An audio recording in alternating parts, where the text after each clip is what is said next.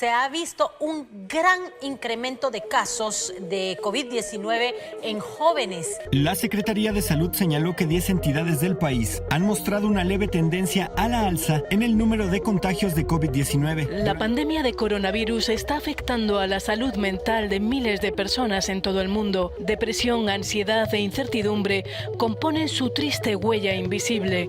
Al confinamiento se le suma el miedo al contagio y la retahíla diaria de cientos de miles de muertos.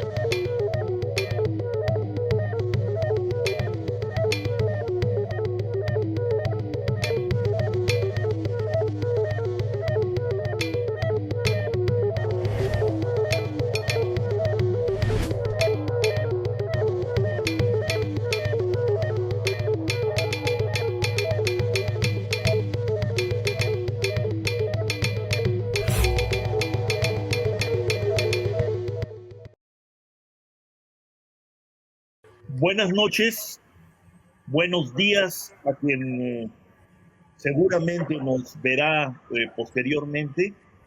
Esta es nuestra segunda entrega de una nueva serie y que lleva como título general Tras la pandemia. Desde el título mismo se trata de una convocatoria y de una propuesta. Queremos invitarlos a construir un acto de voluntad, pensar nuestra realidad después de la pandemia y en este ejercicio de pensamiento e imaginación, pasar revista a lo hecho y a lo no hecho, a lo hecho bien y a lo no hecho bien, para desde ahí intentar una reflexión en torno a nuestras ideas, lo que la experiencia y el conocimiento adquirido nos ponen sobre la mesa y hacia adelante. ¿Cómo vemos nuestro país? ¿Cómo vemos al mundo? Y particularmente, ¿cómo vemos a la salud? Esta segunda entrega de Tras la Pandemia estará animada por tres muy distinguidos y, repito, generosos invitados: la doctora Marilena Medina Mora, la doctora Hortensia Reyes y el doctor Juan Pablo Pantoja. Para su correcta presentación e iniciar nuestra conversación, le paso el micrófono, la palabra a mi colega y en este caso también compañero y socio de programa, Enrique Provencio. Enrique. Muchas gracias, Rolando. Y ponemos de entrada el tema clave de este momento, del 2020, del 2021 y de siempre: el tema de la salud, el tema del cuidado de la vida. Porque si algo nos ha ocupado en la pandemia, si algo nos ocupará tras la pandemia, será la protección de la salud. Y una de las grandes preguntas que tenemos enfrente siempre es: ¿y cómo estamos protegiendo la salud? ¿Cómo responde? ¿Cómo ha respondido nuestro sistema de atención a la salud?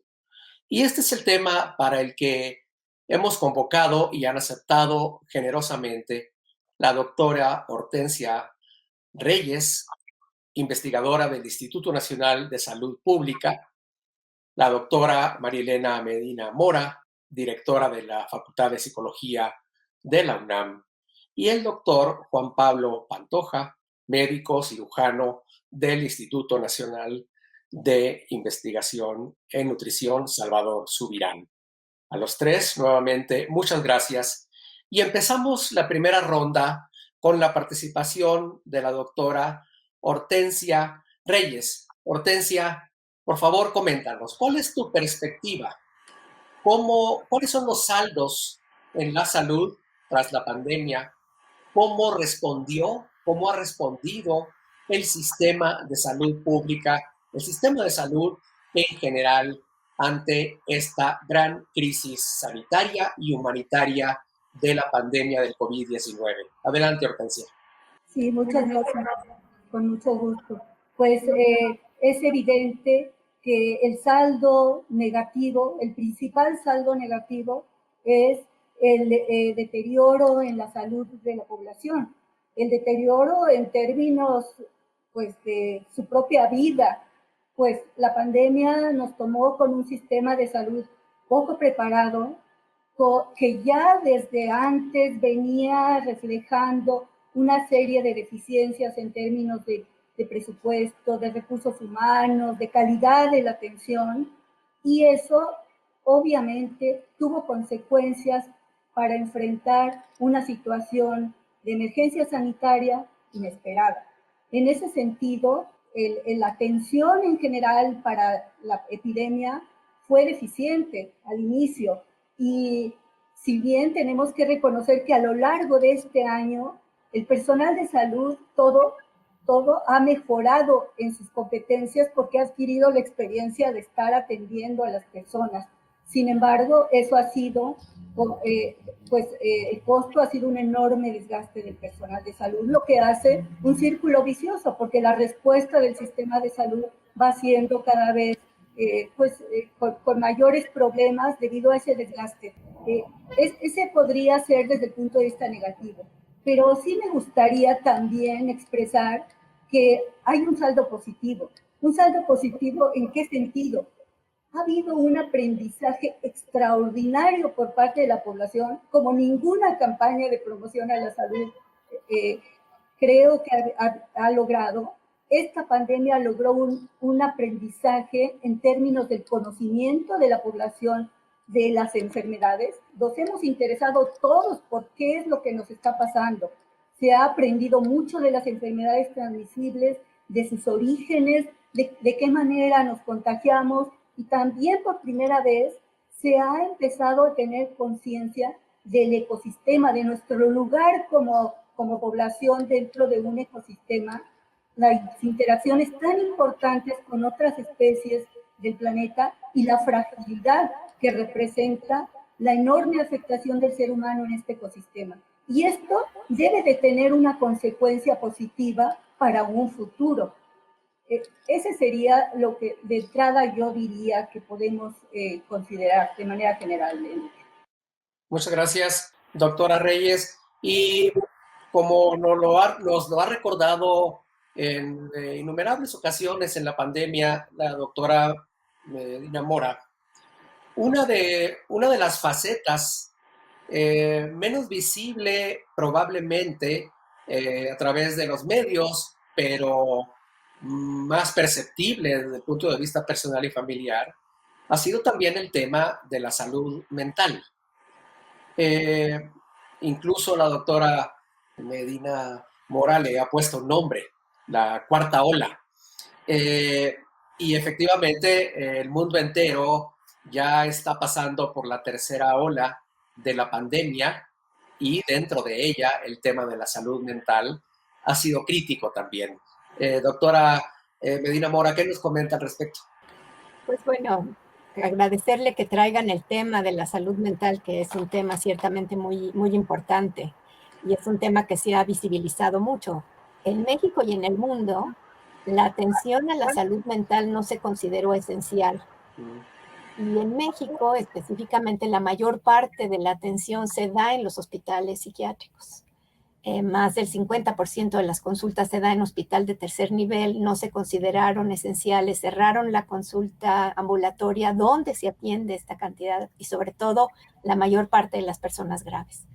Y eso hizo que el rezago que ya había se hiciera más grave y que las personas que ya tenían una enfermedad previa estuvieran más afectadas. Ahora, eso pasó en México y en todo el mundo. Entonces, tenemos al mismo tiempo una atención de la población general con atención de los trastornos menos graves y una dificultad para las personas que ya tenían trastornos o que tenían necesidad de una consulta más especializada. Entonces, esto, pues sí fue pues parte de las consecuencias. Se suman a que nuevas personas tienen necesidad de atención porque pues el miedo, que es una pandemia, yo creo, de miedo, es mucho más grande que el número de personas que se enferman o mueren, ¿no? Y eso empezó a afectar el bienestar de una gran cantidad de personas. Y el no tratamiento de las enfermedades previas, pues también hizo que, por ejemplo, las enfermedades graves como la psicosis, que ya tenían una mortalidad entre 10 y 15 años antes de la esperanza de vida, muy importantemente por la no atención de las otras enfermedades, y que ahora sin esa posibilidad pues se incrementa también ese riesgo, y pues la afectación de las personas de la tercera edad por el aislamiento y el abandono. En fin, empezamos a tener mucha más necesidad de atención. Se estima que ha crecido por lo menos en 3 veces la necesidad de atención, y que eso viene en un sistema de salud que no está preparado, ¿no? Y bueno, ese sería como el segundo punto a tratar, porque estamos trabajando sobre un sistema de especialidad, ¿no? Y ese sistema de especialidad se lleva el 80% del presupuesto, y tenemos que trabajar sobre un primer nivel de atención y una posibilidad de identificar y tratar los casos más oportunamente. Y eso quiere decir que para que podamos hacer una reforma tenemos que hacer una reingeniería del primer nivel para que pueda atender enfermedades crónicas y no nada más enfermedades agudas, ¿no? Entonces, si quiere, concluyo con esto nada más diciendo que el problema como fue, se ha agravado, se ha incrementado la tasa de depresión, la tasa de trastornos de ansiedad, las tasas de estrés postraumático. Las personas que tenían una enfermedad previa se han agravado, y tenemos más en personas que tenían vulnerabilidades, más abuso de alcohol y sustancias, de tal manera que esto, aunado a los determinantes que fue el incremento de la violencia en casa, en los niños como testigos y en los niños como víctimas también, y que esto genera una necesidad mucho mayor para las mujeres que han tenido una sobrecarga importante, y para los niños de atención. Las personas que estaban en abstinencia, que es un problema mayoritario de los hombres, han recaído. Tenemos una gran cantidad de recaídas. Quiere decir que entre los nuevos casos y la agravación de los casos que ya existían en un sistema que no cubría la mayor parte de sus necesidades, pues presentan un grandísimo reto para la siguiente etapa. La ventaja que yo creo que le da es que la enfermedad se ha hecho visible.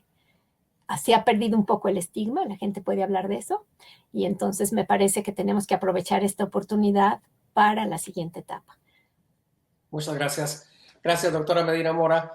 Y para cerrar este segmento, le pedimos al doctor Juan Pablo Pantoja su perspectiva, la de un médico que ha estado todo este periodo terrible de la pandemia en el frente de uno de los más importantes institutos de salud pública. Adelante, Juan Pablo. Bien, pues yo creo que este es un evento que nos tomó a todos, ¿no? A todo el mundo desprevenidos, pues, ¿no? De las cosas graves que yo creo que son importantes es que un sistema de salud que ya estaba tocado, en el que faltaba pues reorganizarse, rehacerse,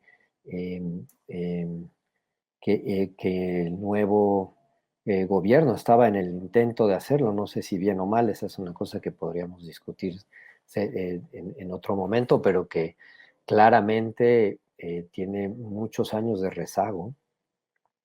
Pues el impacto fue claramente mayor, ¿no? Tuvimos que dejar de hacer nuestras actividades normales por entrar a este ciclo pues tratar de salvar a la población que tenía esta infección, esta pandemia. Tuvimos que dejar nuestras cosas, es decir, por darles un ejemplo, yo me dedico a hacer cirugía especializada, cirugía de glándulas, endocrina, y de repente lo que tenía que hacer es resolver las cosas que tienen estos pacientes, los pacientes graves, ¿no? Entonces, creo que el saldo, y nomás para concluir esta parte de resumen, el saldo no es nada más esta parte de los que se contagiaron, se infectaron, los que sobrevivieron o murieron, y que los que sobrevivieron van a tener una serie de condiciones crónicas importantes, que es lo que estamos encontrando ahora, ¿no? Este síndrome COVID largo, ¿no? O de larga evolución. No es solamente esta parte psicológica, que yo creo que es fundamental y que no solamente afecta a la población, sino que afecta también pues a todos nosotros. Yo creo que nosotros los médicos vamos a tener un síndrome postraumático el personal de salud, todos vamos a tener un síndrome postraumático muy fuerte. Pero además, todo lo que no se ha analizado claramente, que es a todos los demás que dejamos de atender, y puedo decir, particularmente el instituto se dedica a ver casos complicados, casos crónicos, enfermedades como muy especiales, ¿no? Y todos esos pacientes los hemos dejado por completo durante un año. Y estos pacientes, pues los que tenían cáncer perdieron la oportunidad de atenderse, los que tenían enfermedades crónicas ahora ya están peor y están descontrolados. Y entonces tenemos además un grupo extraordinariamente grande de pacientes que atender que no se atendieron porque todos brincamos a atender al COVID. Y yo creo que esas dos cosas pues ponen, creo que el contexto del trabajo que nosotros tenemos que hacer en los siguientes años, ¿no? Muchas gracias, Juan Pablo. Y entre nuestras dos invitadas y Juan Pablo nos han puesto un panorama que suscita muchas preguntas, muchas interrogantes sobre las lecciones y sobre las tareas. De eso van a tratar los siguientes bloques, pero enseguida veamos un reportaje sobre cómo está transcurriendo la campaña de vacunación contra el COVID-19 en nuestro país. Me llamo Tenoch Alberto Torres Orozco, soy coordinador de participación ciudadana del Gobierno de la Ciudad de México en Benito Juárez. Y estamos aplicando la segunda dosis a las personas que se vacunaron en Magdalena Contreras. Hemos tenido 3 días bien intensos de vacunación. El primer día se vacunaron más de 11,000 personas. El segundo día llegamos a un récord en un centro de vacunación en la Ciudad de México con más de 12,000 dosis. Y el tercer día vacunamos aproximadamente 8,000 personas. Hoy es el cuarto día, tenemos una expectativa de 4 o 5,000 aplicaciones, al igual que el último día del cierre, que será mañana. Son 5 días para vacunar una alcaldía. Pues a mí la pandemia me ha enseñado, primero que nada, el riesgo que significa tener COVID. Es una enfermedad que no es un juego, que es una realidad, y luego ha significado encontrar la vocación de servicio que tiene esta área del gobierno de la Ciudad de México, esta y muchas áreas de gobierno, de ayudar a la gente que cae en la desgracia de haber sido contagiada, de tener síntomas. Éramos promotores vecinales y ahora nos hemos convertido en promotores de la salud. Y me parece que esa es la instancia más importante en el tema de salud. Tenemos que tener un sistema de salud de prevención de la salud, no de contención, no ya cuando estamos graves. Nos pasa, vamos al dentista cuando tenemos una muela que ya no la aguantamos, vamos al doctor cuando tenemos un padecimiento o un dolor que ya no aguantamos, que no soportamos, y exigimos un servicio pues que significa una atención de segundo o tercer nivel, porque no tuvimos una cultura de prevención. Pues somos uno de los países que más obesidad en el mundo tenemos, que tenemos un sistema alimenticio que tenemos que modificar en hábitos, y de ahí empieza la salud, y después pues es una serie de situaciones de prevención antes de llegar a la contención, ¿no? a la atención ya primaria. Entonces yo creo que el tema de salud sí tiene que contar con mucho apoyo de la población, hacer conciencia de que todavía seguimos en pandemia, de que esto no ha terminado, de que empieza a verse la luz al final del túnel, pero esas imágenes de Acapulco retozando en esta Semana Santa, a nosotros que estamos en primer orden de atención nos aterran, porque sabemos que va a llegar la gente contagiada, que no se está respetando las medidas recomendadas, que es aislamiento social y que es uso de cubrebocas, y que es no reuniones familiares, no reuniones sociales. Son lamentables los casos que hemos vivido de una pequeña reunión familiar donde alguien no se sabía contagiado de COVID o era una persona joven asintomática y que fue el punto de contagio y la entrada de COVID a su casa y contagió a los que más quiere. Y generalmente los que más lo padecen pues son nuestros adultos mayores o nuestras personas vulnerables. Entonces esa es la gran lección que tengo. Todavía no acabamos.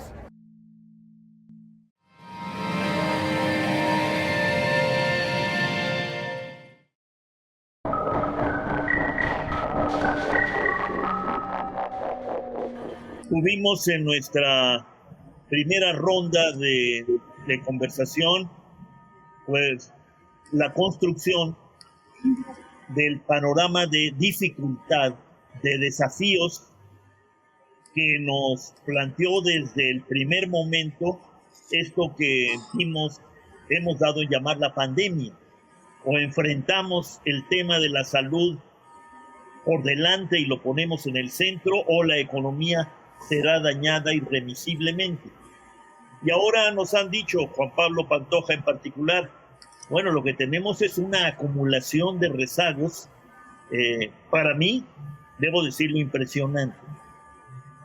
¿Qué nos deja este año terrible, como bien dijo Hortensia Reyes, de aprendizaje también, de identificación de fallas, de carencias, de fragilidades? ¿Y qué nos deja sobre todo en las nuevas dimensiones que parecían un poco escondidas o soslayadas desde el propio sistema de salud, para no hablar de la opinión pública en general, que es el gran tema de la salud mental? ¿Qué ideas tenemos nosotros? ¿Qué ideas se han generado en el mundo a este respecto? Sería mi abusiva pregunta de arranque.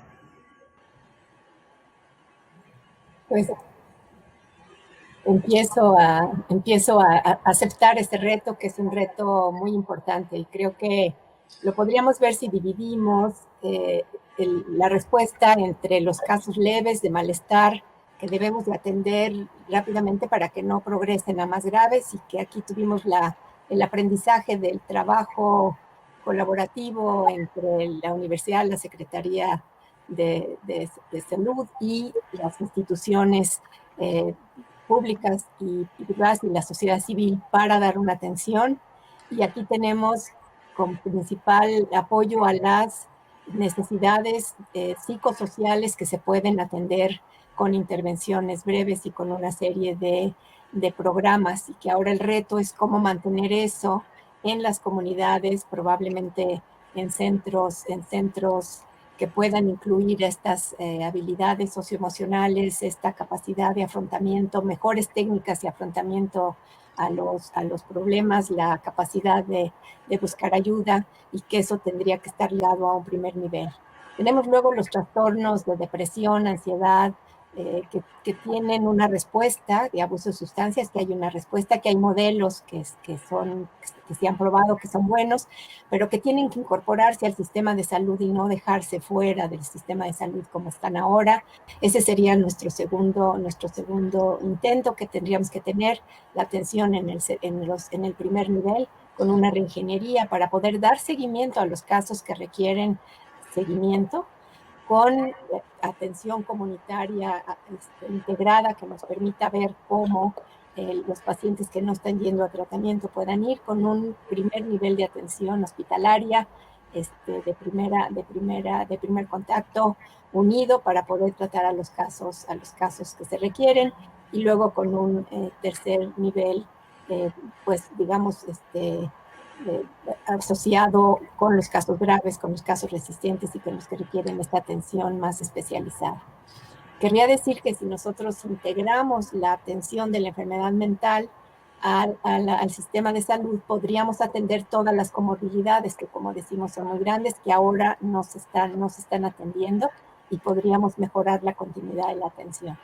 Ahora, la pandemia también nos enseñó que hay secuelas importantes neuropsiquiátricas asociadas con el COVID, especialmente en los casos graves, que incluyen psicosis, delirios, digamos, trastornos graves, que vamos a tener que tratar, y que vamos a tener que tratar en unidades de especialización. Y eso le sumamos el cansancio y la sobrecarga que han tenido muchos grupos. Y mencionaba el doctor Pantoja a los médicos. Hay un sistema de atención al personal de salud, incluye desde luego a los médicos de primera línea, que son los más afectados, a los pasantes y residentes que tienen un nivel de afectación muy alta, así como tienen más índice de mortalidad, también tienen más índice de estos trastornos, incluido el estrés postraumático, como atinadamente dice el doctor. Y estamos hablando de las estadísticas, tenemos una base de datos ya de alrededor de 18,000 personas que están coordinado en el Instituto de Psiquiatría, muy de la mano del Instituto de Nutrición, y tienen identificados estos casos. Pero incluye también a las afanadoras, al personal de los camilleros y desde luego enfermeros, psicólogos, etcétera, toda la población de salud. Y aquí el gran aprendizaje es cuál es la responsabilidad del médico y del personal de salud para recibir la atención que se le ofrece, que es importante, pero también cuál es la responsabilidad de las instituciones para apoyar a su personal y poder atender la sobrecarga, el desgaste y cómo reorganizarse, y hemos aprendido muchísimo sobre eso. Creo que lo que han hecho pues, el Instituto de Nutrición, Psiquiatría y otras instituciones ha sido muy importante en reconocer cómo la misma organización tiene que cobijar y arropar a su personal de salud.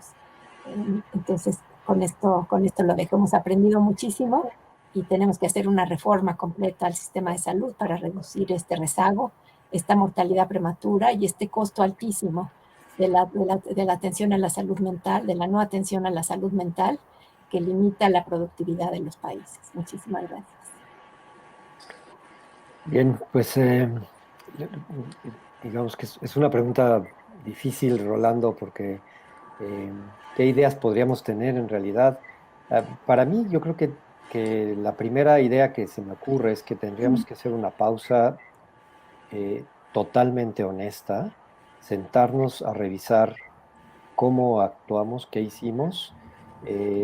Y esto a lo mejor es una tontería, pero la manera de aprender a veces en medicina es, y sobre todo en estas áreas nuevas de simulaciones, pararte un momento y hacer lo que los americanos llaman un debriefing y entender perfectamente bien qué hicimos, cómo lo hicimos y cómo lo podemos hacer mejor la siguiente vez. Creo que ese es de las cosas que nos ayudarían claramente a aprender y movernos hacia Y eso adelante. sería, perdón por la interrupción, doctor Pantoja, ese sería uno de los puntos de partida obligados. Obligados, Para esta pero reforma total del sistema, esta reingeniería de que nos ha hablado la doctora Medina Mora. obligados, pero obligados desde un punto de vista completamente honesto. Es decir, porque si tú creo que una de las grandes cosas, así como se mencionó al principio del aprendizaje de la sociedad, creo que la respuesta del sistema mundial de salud en términos de adaptarte, entender, analizar y salir con una respuesta, digamos, médica, ha sido fenomenal. Pues, o sea, no hay ni una enfermedad en la que en tan corto tiempo podamos saber tanto y hemos avanzado tanto. Y yo creo que eso se puede aplicar de la misma manera, es decir, yo dividiría el análisis en el espacio que significa el resolver esta parte que va a dejar de secuelas en todos sentidos el COVID, el cómo podemos llevar nuestro sistema de salud a un punto en el que no sea tan vulnerable y que no vuelva a pasar lo mismo que acaba de pasar, porque eso es fundamental no olvidarlo. Y dejarlo bien en la memoria. No tenemos que tener esa capacidad de que ya no vuelva a pasar algo y que no nos sorprenda de la misma manera.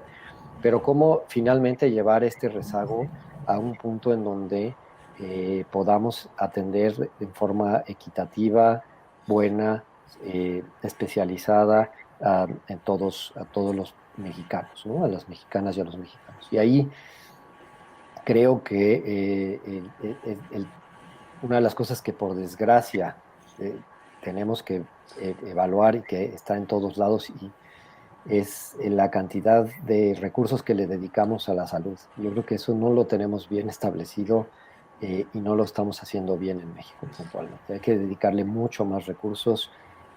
Para mi gusto, en la salud y a la educación es lo único que deberíamos estarles dedicando ahora. Pues por mi parte, Rolando, coincido con mis colegas y creo también que la experiencia nos ha enseñado de la necesidad imperiosa de contar con un plan de preparación y respuesta para futuras epidemias, para emergencias sanitarias en general, que no nos vuelva a tomar como nos tomó esta pandemia. Y lo interesante es que México, como muchos otros países, después de la pandemia de influenza de 2009, elaboró un plan en 2010 de preparación y respuesta para emergencias sanitarias, y después ese plan se fortaleció en el 2016. El plan existía, pero no se llevó a cabo.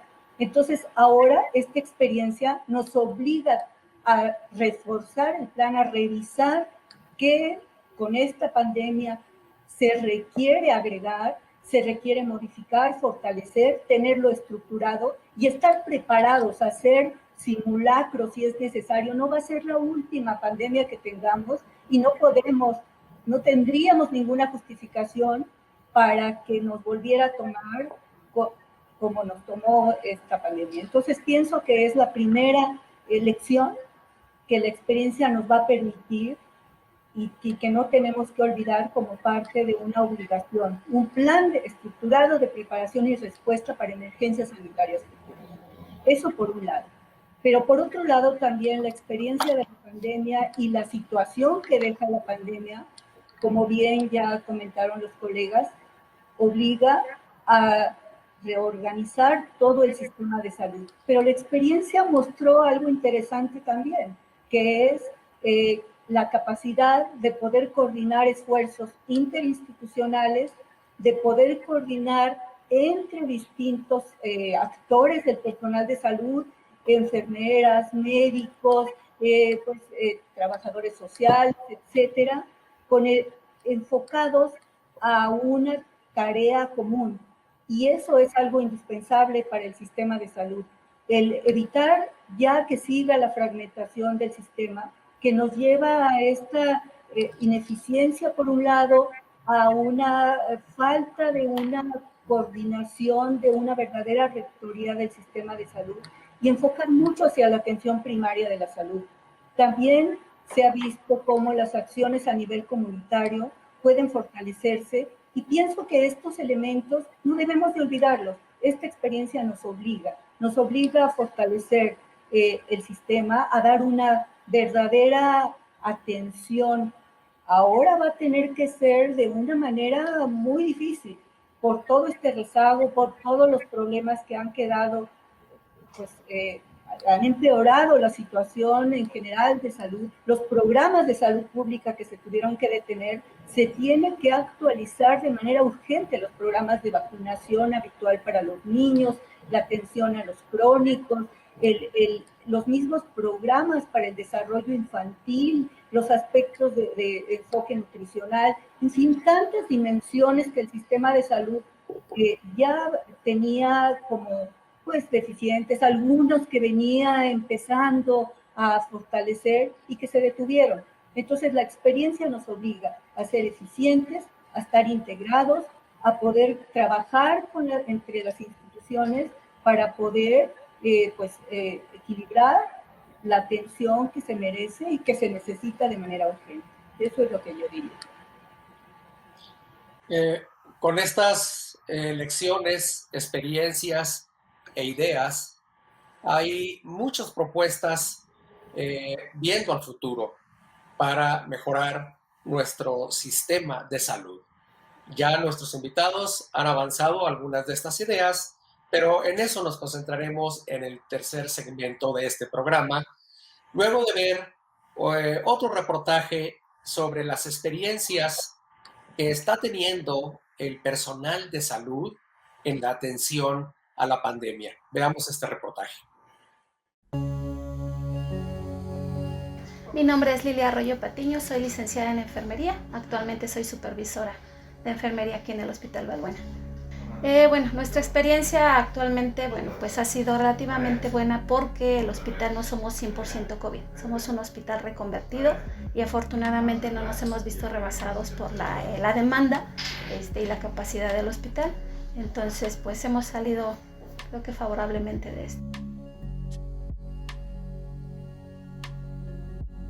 Mi propuesta inicial sería la organización.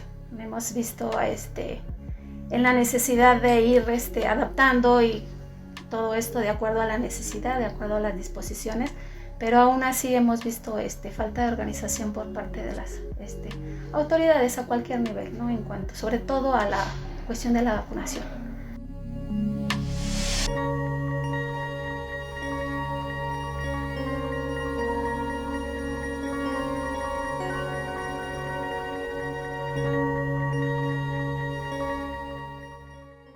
Mi nombre es Francisco Javier Bautista López, soy enfermero de profesión. Definitivamente la pandemia ha venido a desnudarnos como país, lo endebles que somos como sistema de salud. Creo que no es privativo solo de México, sino incluso en países del primer mundo. Pero específicamente en México, pues sí vino a evidenciar las fallas y sobre todo carencias que tenemos en nuestro sistema de salud. Hablamos de carencias en cuanto a material, equipo, medicamentos. Se conjuntó también con el cambio de gobierno, el cambio de políticas, pero definitivamente nos ha pegado muy mucho el hecho de que carecemos de muchas cosas. Propuestas como tal, fortalecer al sistema de salud con mayor presupuesto, con educación, con mejores planes y proyectos y con mucha disposición de la autoridad, del gobierno, porque eso es lo que nos está pegando bastante.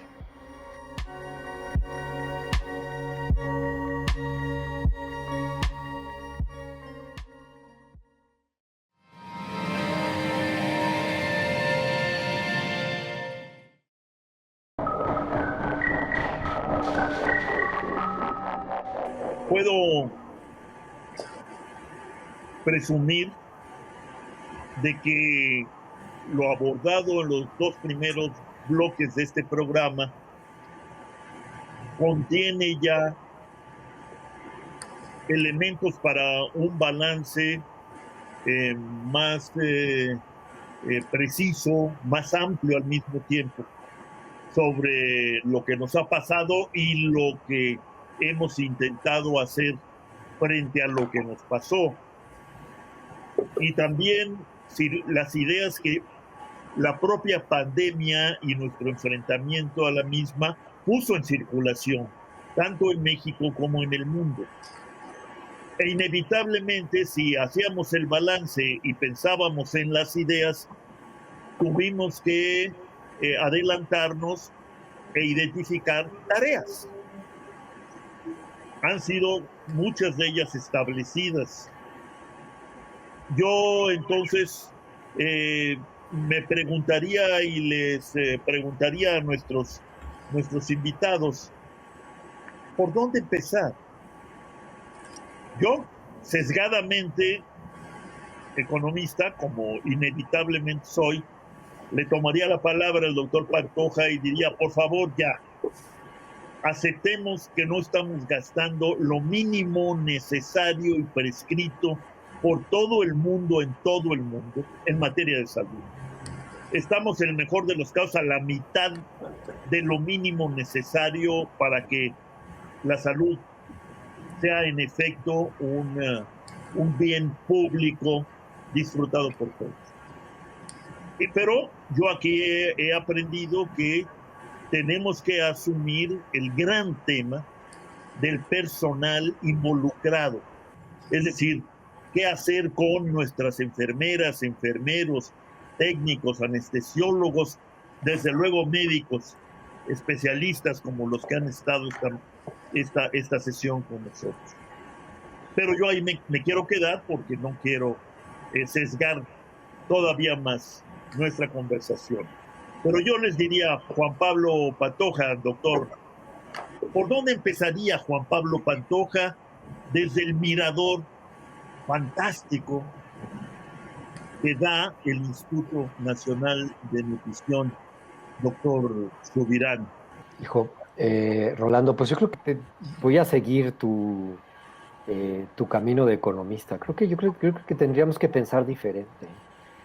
Y creo que lo que tendríamos que analizar es, en realidad, para poder estar donde queremos, cuánto nos costaría. Y entonces el plan no es, tengo este gasto de PIB suficiente o medio o chiquito o grande o mínimo, sino cuánto realmente me costaría llegar a donde quiero y cómo puedo hacer un plan para llegar en los siguientes años y a largo plazo, entendiendo que no lo vamos a poder hacer de golpe, ¿no? Pero yo creo que nos lo hemos planteado siempre mal, pues es decir, porque no estamos planteándonos dónde queremos estar, sino lo que estamos tratando es, estamos mal, hay que repararlo, estamos mal, hay que hacer... entonces yo creo que hay que verlo desde otra perspectiva. Esa sería la primera cosa que yo intentaría hacer. La otra, sin duda, es lo que acabamos de discutir en el bloque previo, es honestamente, a calzón quitado, es qué hicimos bien, qué hicimos mal, cómo lo podemos hacer diferente para la próxima vez. Eh, y con base en estas dos posturas, creo que tendríamos que reorganizar y hacer renacer el sistema de salud en nuestro país. Sí, yo daría seguimiento. Sin duda, el financiamiento es la base de todo. Si no tenemos recursos financieros, no podemos avanzar. Pero vamos a suponer que logramos tener un financiamiento para poder mejorar el sistema de salud. El financiamiento por sí mismo no es suficiente. Es indispensable una reorganización conceptualmente adecuada que implique una, posiblemente en este momento, como bien decía el doctor Pantoja, no hay soluciones inmediatas, pero hay que empezar a trabajar en disminuir la fragmentación del sistema de salud. Si bien es muy complicado poder unir estructuralmente a las instituciones, sí podemos empezar a trabajar con una integración funcional que permita llegar a una meta de la cobertura universal, porque de otra manera no se va a lograr, no se ha logrado, de tal manera de que necesitamos sumar esfuerzos, si se tiene un financiamiento, para lograr esa cobertura. Cobertura universal, ¿qué significa? Significa que haya un acceso efectivo a los servicios de salud de toda la población. Sabemos muy bien que existen poblaciones totalmente marginadas, por supuesto, muchas por razones geográficas, pero también en las ciudades. Los cinturones de pobreza urbana son muy importantes y son poblaciones marginadas del sistema de salud. De tal forma que esta cobertura universal tiene que ser bien planeada, de manera integradora entre las instituciones, y que permita ese acceso efectivo, que además es muy importante considerar que no solamente es utilizar los servicios, sino que los servicios sean de una adecuada calidad para que pueda haber unos buenos resultados en salud. Y eso también nos lleva a otras tareas. Una tarea número 1, reorganización de servicios. ¿Con qué modelo? ¿Cuál es el modelo con el que vamos a trabajar? Un modelo de atención primaria, verdaderamente atención primaria, que implica el trabajo de los equipos multidisciplinarios. Esto se ha aprendido, es una gran lección, se puede trabajar. Ya olvidemos el modelo curativo de atención aislada, sobre todo en los servicios ambulatorios, que son primer nivel. Es que primer nivel, ¿qué es? Eso genera una situación que satura hospitales porque no hay capacidad resolutiva. Entonces, ahí es donde está mucho de la clave, en la atención primaria, con equipos multidisciplinarios, con personal de salud bien remunerado, porque eso también es fundamental para poder tener ese personal que tenga también la motivación de una educación continua que permita la atención de calidad.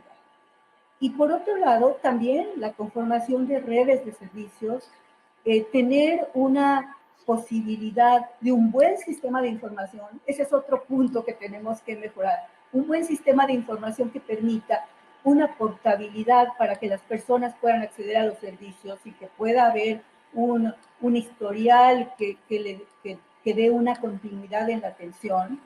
la telemedicina que ya se mencionaba previamente, es una gran herramienta para el futuro, las consultas a distancia, la posibilidad de dar recomendaciones. Y un último punto que yo no quisiera dejar de tocar, el empoderamiento de la población para que pueda participar en la toma de decisiones de su manejo, porque el modelo medicalizado que siempre hemos tenido, donde el médico es el que tiene que dar las indicaciones y las personas no participan, eso ya tiene que acabarse. Tiene que haber este cambio para que podamos lograr una verdadera inclusión de la población y una verdadero cuidado y autocuidado que permita que todos trabajemos en conjunto, de tal manera que son muchísimas las tareas, muchísimas, pero es el momento ahora en el que ya la administración actual estaba empezando a plantear una modificación del modelo de atención. Pues aprovechemos esta oportunidad y hagámoslo de manera enfocada para poder tener buenos resultados. Creo que esa es la gran tarea del sistema de salud.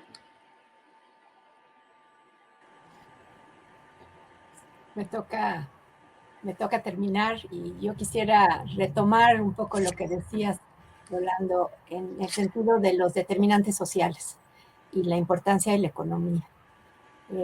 Si nosotros nos quedamos nada más con atender a la enfermedad mental, nunca vamos a lograr nada si no incluimos los determinantes sociales, y yo creo que eso se puede hablar de todas las enfermedades. En el caso específico de la enfermedad mental, la pobreza es un determinante para la atención. La pandemia también hizo visible lo que ya sabíamos y de lo que habíamos hablado, creo que todos, y que es la gran disparidad, y que es como los que más mueren, como los que más problemas tuvieron a atender, son los que menos tienen. Y como la respuesta sanitaria, como decía muy bien Hortensia, que fue muy sanitaria, estuvo fuera del alcance de una proporción muy importante de la población que no se podía quedar en casa porque había perdido el empleo, o porque había perdido la fuente de empleo, o porque vivía del comercio informal y tenía que salir.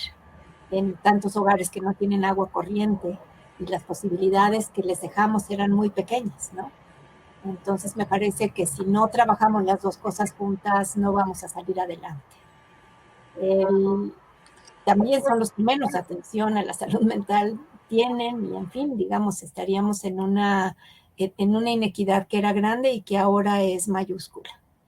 Y entonces si aprovechamos, si entendemos eso y podemos cambiar la percepción de esta respuesta individualizada y egoísta que ha estado en el mundo rico que sobrecompra vacunas, que ha estado en el sistema que no nos permite proteger a los más pobres, no vamos a salir adelante. Entonces, ¿qué tendríamos que hacer? Pues trabajar a una conducta solidaria, aprovechar este voluntariado tan importante de la población mexicana.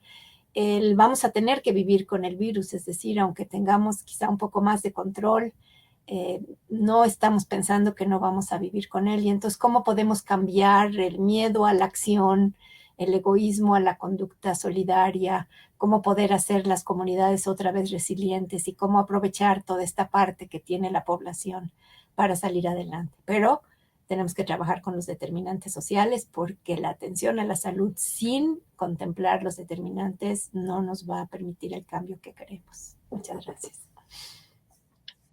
Pues bien, aquí tenemos, tras escuchar a nuestras dos invitadas, a nuestro invitado, a esta segunda emisión de la serie Tras la Pandemia de TV UNAM, aquí tenemos un conjunto de ideas, de reflexiones, de experiencias y sobre todo de propuestas para trabajar como país, como sociedad, en una transformación de nuestro sistema de salud. Eso requiere, nos han dicho, un balance honesto, objetivo, de cómo respondimos, cómo estábamos, cómo estamos quedando. Requiere una transformación a fondo conceptual del sistema de salud para crear un sistema unificado que tenga un piso común para todas las personas. que enfatice la atención primaria, que dedique más recursos, más financiamiento a la salud, que por lo menos requieren ser duplicados, que empodere a la sociedad para participar en su sistema, que tome en cuenta los determinantes sociales de la salud, que contemple las necesidades de atención a factores clave que determinan nuestra condición de vida, que considere la salud mental y su atención. Son algunas de las tantas ideas que hemos escuchado y que quedan a disposición de ustedes, a disposición de la sociedad, no solo de las autoridades y los legisladores, de todos, para actuar mejor y sobreponernos a este estado crítico en el que estamos quedando tras la pandemia. Muchas gracias.